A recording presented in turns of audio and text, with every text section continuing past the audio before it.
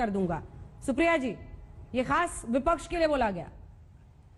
मुझे लगता है कि शायद मोदी जी भूल गए कि उनके बड़े अभिन्न मित्र और स्वर्गीय अरुण जेटली जी, जिनका मैं बड़ा आदर करती हूँ, उन्होंने तो फ्लोर ऑफ द हाउस पे कहा था कि disruption is the form of democracy.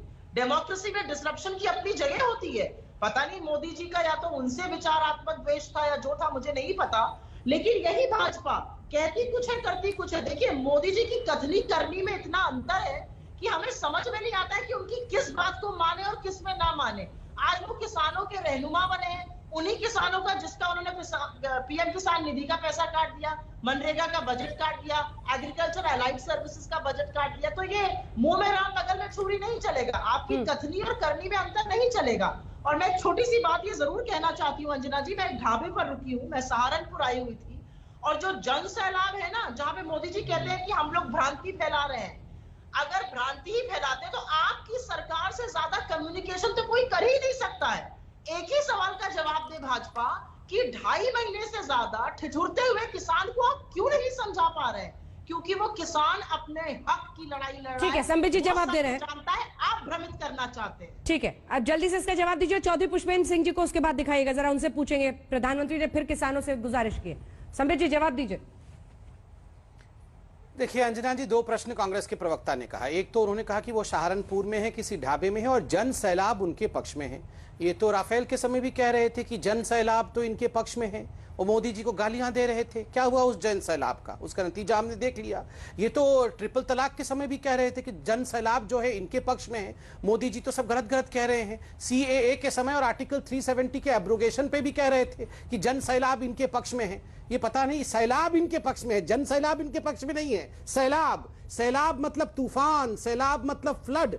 कहीं ना कहीं जो डिस्ट्रक्टिव चीज है वो इनके पक्ष में है, कोई जन सैलाब इनके पक्ष में नहीं है। दूसरी बात, इन्होंने कहा कि हम मोदी जी की किस बात को माने, मोदी जी की किस बात को नहीं माने, कुछ समझ में नहीं आ रहा है। डिसरप्शन तो होना चाहिए। मैं कहना चाहता हूं, आज मोदी जी ने कितनी बड़ी बात कही। ये कंफ्यूज्ड पार्टी है। राज्यसभा में तो वॉकआउट नहीं करते, राज्यसभा में पूरा सुन लेते हैं और सारी बातें मान भी लेते हैं, मुस्कुरा मुस्कुरा सुन लेते हैं। लोकसभा में वॉकआउट कर जाते हैं। बताइए क्यों?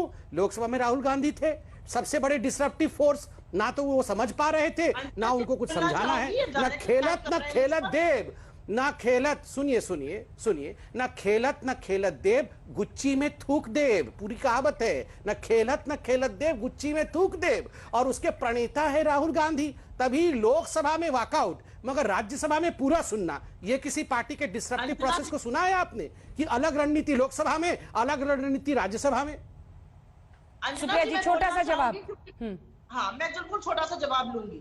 मैं इनके बेकार की बातों में पढ़ूंगी नहीं। मेरा तो एक सीधा सा सवाल यह है कि प्रधानमंत्री जी को जियो के टेलीकॉम टावर टूटने का बड़ा दर्द हुआ। मैं पूछना चाहती हूं, तो कितना दर्द हुआ नेशनल हाईवे खुदवाकर, जो मेरे और आपके इनकम टैक्स के पैसे से बना है? कैसे उन्होंने नेशनल हाईवे खुदवाए? उन्होंने खट्टर ने खड़े होकर नेशनल हाईवे खुदवाए, कीले गुड़वाई, वहां पर सैंड बालू क्या क्या भरा गया। किससे द्वंद कर रहे हैं आप? आपको जन सैलाब नहीं दिख रहा है? संबित जी जल्दी से। महोदय, एक मिनट, आज भी प्रधानमंत्री महोदय 200 किसानों की मौत के बाद भी एक शब्द श्रद्धांजलि सहानुभूति का नहीं दे पाए। किस कलेजे के बने हैं? क्या पाषाण हृदय? अंजना जी, संबित जी, अंजना जी, इन्होंने कहा, मुझे बड़ा आश्चर्य लगा, इन्होंने कहा जियो के टावर्स थे वो तोड़ दिए तो क्या हो गया? अरे भैया, टेलीकॉम टावर्स तोड़ दिए, जियो के टावर है, ये वोडाफोन के टावर है, ये एयरटेल के टावर है, ये क्या होता है? आप मत यूज करिए मोबाइल। मैं तो कह रहा, ना, आप बिल्कुल बीच में मत चिल्लाइए। देखिए, मैंने आपको सुना, उंगली उठा करके अपनी उपस्थिति दर्ज कराइए। इतना कर्टसी आप सीख लीजिए। आप उंगली उठा करके अपनी उपस्थिति दर्ज करिए, कम से कम थोड़े कर्टियस तो बनिए। मगर मैं कहना चाहूंगा नहीं, आपके हेडमिस्ट्रेस से जो आपको कुछ नहीं सिखाएंगे ना, आप कुछ सीखी नहीं है, इसलिए आपको सिखाना आवश्यक है। आप बिल्कुल सिखाएंगे, वरना आप सीख के आइए। Learn and come courtesy. बिल्कुल आपको पता नहीं है बेसिक कर्टसी। मैं बिल्कुल अंजना जी, मैं इनके बीच में नहीं बोला। ये हर चीज में चिल्लाती है, ये उचित नहीं है। बारी-बारी से बोलिए, अन्य 4 लोग इंतजार कर रहे हैं। बारी से बोल रहे थे, मैं तो इनके बीच में नहीं चिल्लाया। अब शांति से सुनिए अंजना जी। ये बिल्कुल हेडमास्टर हूं, आप सुनिए, आप बीच में मत चिल्लाइए। अंजना जी, ये उचित नहीं है। पूरा कर लेने दीजिए, आपने अपनी बात कही, जल्दी से छोटा सा जवाब संबित जी। अंजना जी, यही होते हैं आंदोलनजीवी, यही होते हैं। अंजना जी, ये किस प्रकार की कैसा बिहेवियर है अंजना जी? आप देखिए, मैं तो शांति से सुना इनकी बात, मैंने उंगली उठा करके अपनी उपस्थिति दर्ज कराई, आपने मुझसे पूछा।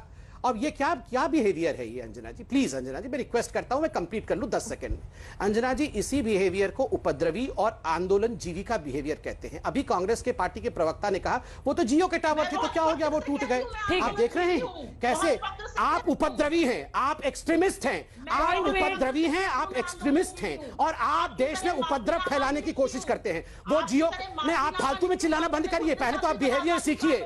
You learn behaviour first madam. आपको कर्टेसी और बिहेवियर पता नहीं है, पता नहीं आप पढ़ी लिखी भी है कि नहीं। मुझे तो शक होता है आप पढ़ी लिखी भी है कि नहीं। पुष्पेंद्र सिंह को आप दिखाइए, बातचीत करना नहीं जानती है। चौधरी पुष्पेंद्र सिंह, प्रधानमंत्री ने कहा